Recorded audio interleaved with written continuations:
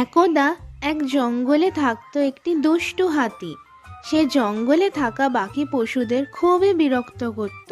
একদিন হাতিটি জঙ্গলে ঘুরে বেড়াচ্ছিল আর একটি গাছের ডালে বসেছিল একটি কাক। এই যে কাক, তুই এখানে বসে আছিস? তুই জানিস না আমি কে? আমি হলাম জঙ্গলের সব থেকে বড় শক্তিশালী পশু। নিচে নেমে আয় আর আমাকে কুর্নিশ জানা। কুর্নিশ? আমি কেন করতে যাব? আচ্ছা, করবি না? দাঁড়া, দেখাচ্ছি আমি কি করতে পারি। এই বলে হাতিটি জোরে ধাক্কা মেরে গাছটিকে ফেলে দিল, যাতে সেই কাকটি গাছে বসতে না পারে। যা, উড়ে যা। দেখলি তো আমি কি করতে পারি? আমার সামনে তোরা কিছু না। এইসব কাণ্ড করে হাতি আবার এগিয়ে চলল। প্রতিদিনের মতো সে নদীতে জল খেতে গেল। আর সেই নদীর পাড়ে থাকতো একটি পিঁপড়ে। ও রোজ খাবার জোগাড় করে আনতো আর হাতি রোজ কিছু না কিছু কাণ্ড করত। আজও তাই হলো। হাতি নদীতে জল খাচ্ছিল আর সেই সময় পিঁপড়েকে দেখতে পেল। এই যে পিঁপড়ে, এই খাবার নিয়ে কোথায় যাওয়া হচ্ছে? এই খাবার নিয়ে আমি আমার ঘরে রাখতে যাচ্ছি। বর্ষাকাল এসে গেছে তো তাই।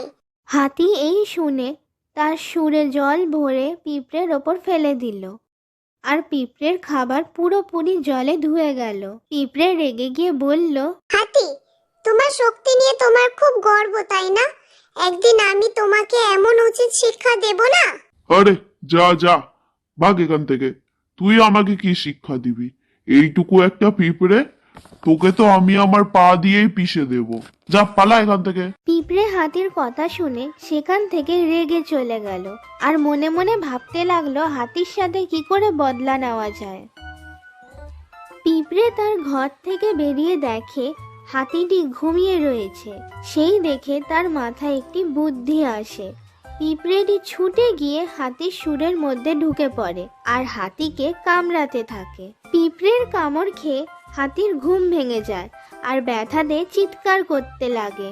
কে কে আমার সুরে ঢুকেছে? বেরিয়ে আয় বলছি, বেরিয়ে আয়, বেরিয়ে আয়। হাতি যতই চিৎকার করুক না কেন, পিঁপড়ে কিছুতেই বাইরে এলো না। উল্টে আরো জোরে জোরে কামড়াতে লাগলো। বাঁচাও, কেউ আমাকে বাঁচাও। আমার সুরে কে ঢুকে পড়েছে, বেরোচ্ছে না, বাঁচাও, বাঁচাও। হাতির কান্না শুনে পিঁপড়েটি তার সুর থেকে বেরিয়ে এলো। এই দেখে হাতি অবাক হয়ে গেল। হাতি এত ভয় পেয়ে গেছিল যে পিঁপড়ের কাছে ক্ষমা চাইতে লাগলো। ক্ষমা করে দাও, আর কখনো বিরক্ত করব না তোমাকে। আমাকে ক্ষমা করে দাও তুমি।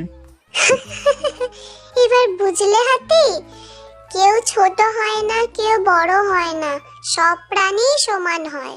এরপর থেকে হাতি কোনোদিনও আর কাউকে বিরক্ত করত না। এই গল্প থেকে আমরা শিখতে পারি যে নিজের শক্তি নিয়ে কখনো গর্ব করতে নেই, তা ভালো কাজে ব্যবহার করা উচিত। যদি ভিডিওটি ভালো লেগে থাকে তাহলে প্লিজ লাইক করো, সাবস্ক্রাইব করো।